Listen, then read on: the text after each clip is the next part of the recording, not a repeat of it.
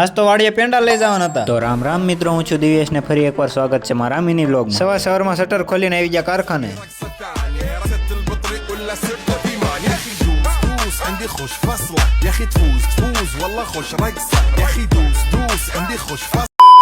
થોડી વાર પછી બે હસમુખા જોઈને વાડિયા જવાનું હતું અને મારા કાકીને વાડિયા જવાનું એટલે એ ગાડીએ જ ઉભા હોય. પછી લટાપટ કરતા વાડિયા પૂગી જાય. જીસે ઝટકાનો તાર ને આ ચાલુ હોય એટલે હારા જનાવર બંધ થઈ જાય, ખાસ કરીને માણા.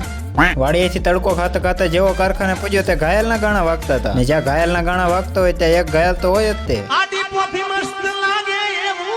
વાડિયા પેંડા લઈ જવાના હતા એટલે 500 નોટ લઈને દુકાનેથી કિલો પેંડા લઈ લીધા. પેંડા મૂકીને કારખાનેથી જેવો અડાળ્યો લઈને ઘરે પૂજ્યો ત્યાં તો પેંડા લઈને કાકો દીકરો વાડિયા વહી ગયા.